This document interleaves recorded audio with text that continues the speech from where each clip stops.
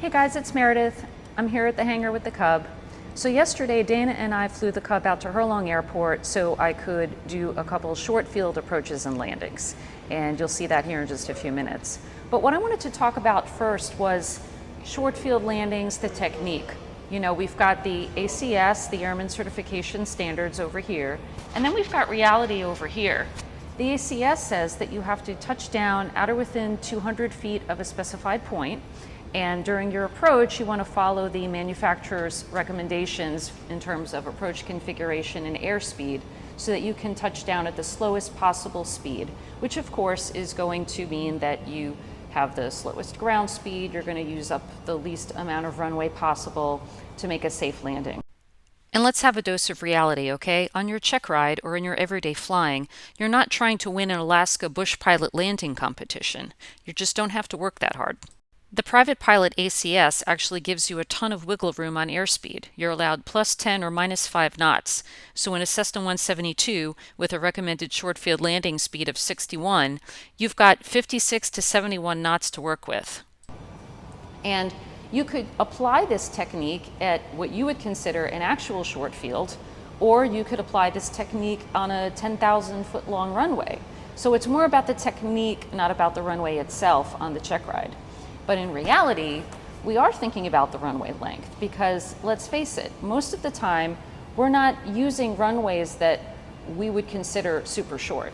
Now up in Maryland where we used to live, there was a cute little airport called Clearview Air Park that had an 1,800 foot runway, which I think most general aviation pilots would consider a short runway. And we would take our students there just to show them that, look, the only way to safely get in and out of this place is to use the technique that's in the POH. And if you can pull it off here, you can certainly pass your check ride at our home airport, which was, 4,000 feet long. And same deal here at Craig. Our runway is about 4,000 feet long. And I don't have to touch down on the numbers and make the first taxiway in order to safely operate out of Craig. But I make that my personal goal when I come and land here if traffic conditions permit, because it's just personally satisfying to do it that way. I don't want to use half the runway. And there are some safety concerns with using too much runway. If I'm doing a touch and go, I don't want to touch down halfway down the runway because then when I do the go, I'm not going to have enough space available to safely pull that off. I always want to have the most runway ahead of me that I can because that's to my advantage, that's for my safety. So what I want to talk to you about in this video here is, again, when you're approaching a runway, either to practice the short field technique just for the personal satisfaction or perhaps because you're getting ready for your check ride, or if you're practicing on a longer runway because you may actually be visiting an airport that has a runway that you would consider short in your airplane. And again, this is all relative, right? This 4,000 foot runway we have here at Craig is plenty long for me, but that may be short for, a business jet, a larger business jet. So it depends. But anytime you're practicing this, I want you to always think about the big picture, right? The big picture is, I want a nice stabilized approach. I want a comfortable airspeed given the conditions. If it's perfectly calm wind and no thermals or anything in my airplane, I may be able to get away with full flaps and book performance. But if it's most days when it's not perfect conditions, where you may have a little bit of wind or some thermals or some traffic or whatever, you're going to have to adjust your final approach speed to get the best possible result. So let's take a look at that. All right, so we'll guess runway 25 here at Hurlong, and we'll overfly the field and have a look-see at the windsock. But what I'd like to do is first some short field landings. And this is one of the things we see student pilots struggling with quite a bit to figure this out. So I'm going to try and explain to you how my approach is to this to try and make it as simple as possible. I'm also going to put up on the screen DMMS in the Cub, so calculated it based on what's in the POH. We're looking at about 60. Now I didn't mark it on the airspeed indicator, but I know that it's 60. For long traffic, Cub 656 Charlie. Charlie's about 3 to the east now. We'll be overflying the field to join left downwind for 25 for long. A little brush fire as a windsock here. 25. Yeah. Very slightly favoring 25. Yeah, it looks like a left crosswind for 25. We'll see how it feels. Whenever I'm dealing with afternoon thermals, winds, blah, blah, blah, I always just say to myself, look, this first pass is a recon run. Let's just take a look-see, let's take a feel, let's get all the feels and see how it does. And if it's good, great. If it isn't, well, then we go around and pick a different runway or whatever.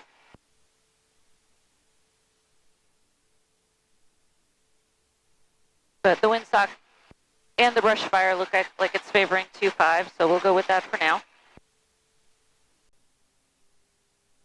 So there's some trees about a quarter to a half mile off the approach end to runway 25, but no real like obstacles per se. So this is kind of the classic ACS short field maneuver where we don't have to really avoid anything.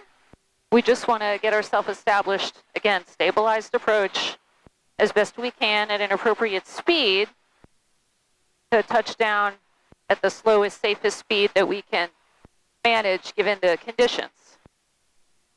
So let's see how that works out today. For long traffic, Cub 656 Charlie, Charlie, downwind, landing 25 for long. All right, so that looks good. So I'm just going to start off right at my DMMS. I've got 65 right now. This airspeed looks good. Hands off. Pitch attitude, everything looks fine.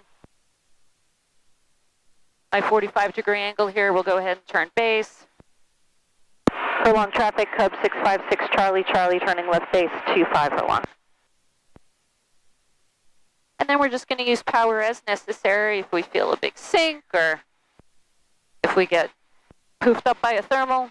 For long traffic, Cherokee 8203 Delta is taxiing to 25 from the FBO. Hold on.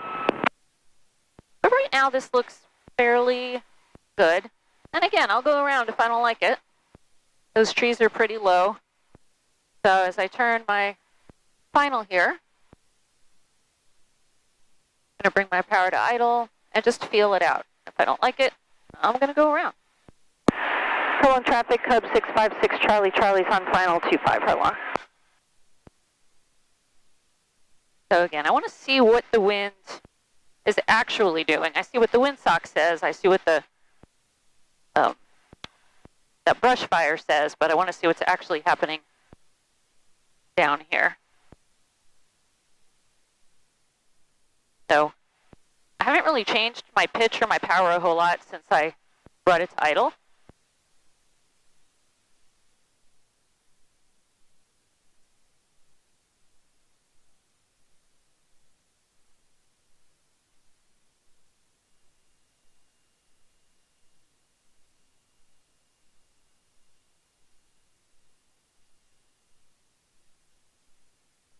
So I touched down a bit long. I really wanted to feel what was going on with the wind down low, so I chose to continue with the landing.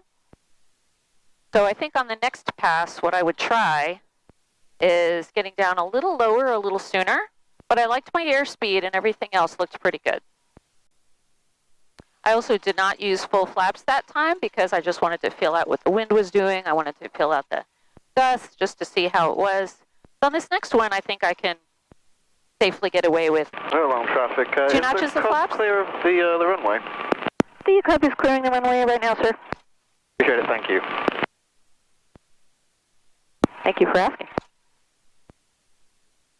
See, and that's a great example how at a non-towered field, pilots should talk with each other, not just at each other, right? He asked me if I was clear. I told him. I thanked him. There's a crown in the runway and he can't see this in. Yeah, so that was all very nice. That's what we should be doing. This is just such a cute little airport. Too bad it's so far from the beach.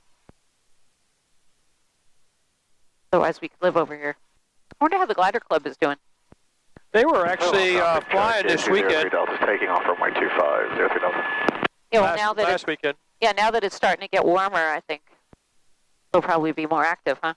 Yeah, we watched them on Friday. Pulled probably half a dozen flights up. Cool. Airline traffic 7989 uniform, short of the left downwind, runway 25, airline. All right, there you are. Long traffic, Hub 656 Charlie. Charlie's turning crosswind 25. We have that other traffic in sight for long. Now the guy ahead of me is flying a really wide downwind. I'm going to turn my normal place and just keep him in sight. Just because the guy in front of you flies their pattern a certain way doesn't mean you have to copy, but you have to keep them in sight. That may mean I have to slow down while he turns base or extend a little bit, but I want to do what's right for me and keep myself close to the airport. I can't control what he does, I can only control what I do. Airline traffic 7989 uniform is starting left base and final runway 25, airline. So long traffic, Hub 656 Charlie. Charlie is left downwind for 25 for long. All right, so I'm going to go ahead and put in 10 degrees of flaps now.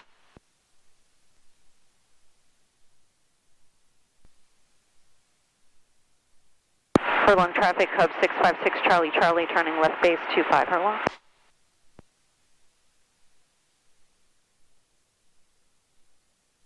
All right, so spacing with that other guy is good.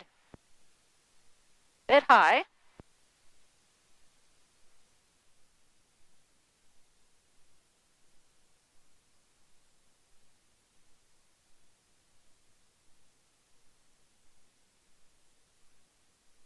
All right, a little slip here.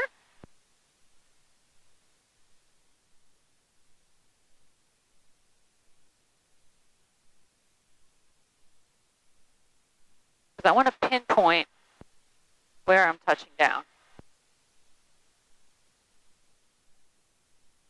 My speed is good.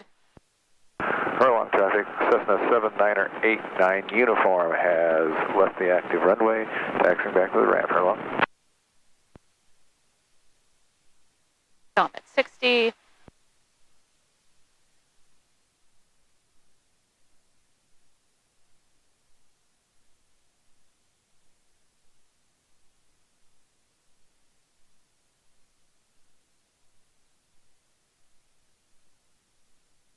All right, so we're just going to fly it in.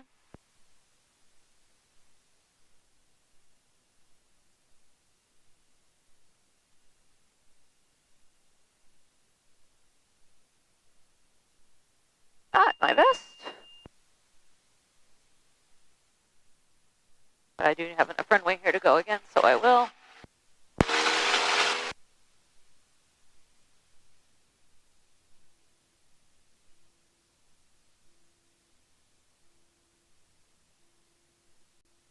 Furlong traffic, Hub 656 Charlie. Charlie turning left crosswind 25 furlong.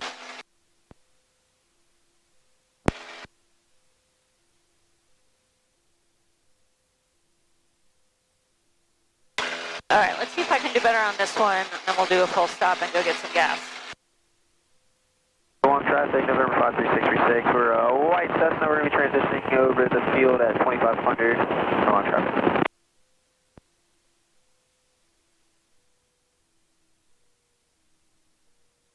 Furlong traffic, Hub 656 Charlie. Charlie's left downwind for 25 furlong.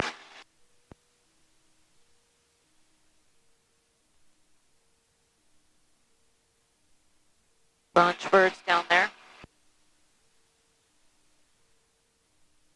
I see the shadow of that guy. All right, so beam the numbers and the flap operating range. Put in my first notch of flaps. Get it nice and stabilized here.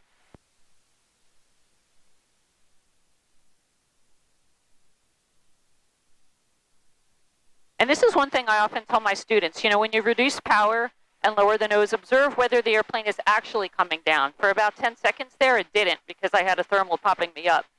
So that's something to take into consideration, you know, when you're trying to plan your approach. you may be doing X, but the wind is doing Y. And then you have to make an adjustment, like maybe extend a little bit, or if you're not already at idle, pull your power to idle. Furlong traffic, Cub 656 Charlie, Charlie's turning left base, 25, full stop Furlong. So when it's kind of thermally and gusty, sometimes you have to use your power as a tool to make whatever you want to happen, happen.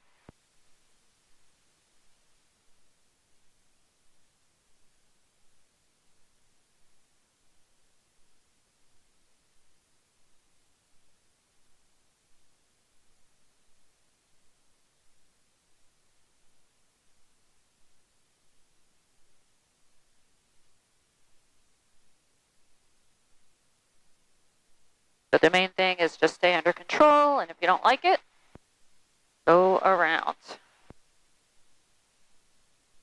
But you know, a very light tail dragger like this Cub does get bounced around a bit, so it's fun, but it is work. So like here, I like my approach angle, but I'm adding a little power just because I felt like I got dumped last time. So I'm anticipating that and just making it a little smoother for myself. Now that I know I can glide to the runway, I'm going to bring that power to idle. So this is going to be a better short field landing. Now let's try and hold that. Hold the mains off a little bit. There we go. That was much better. Beautiful. So I kind of got some intel on the first two passes, which were, you know, okay, but not great. And then I thought about what I can change, you know, how I can use my tools to my advantage to deal with the situation that I experienced. And on the third try, finally, it worked out a lot better. So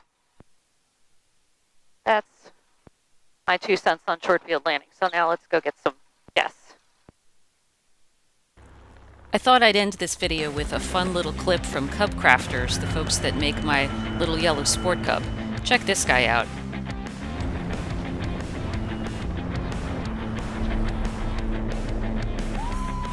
Now that's a short field landing.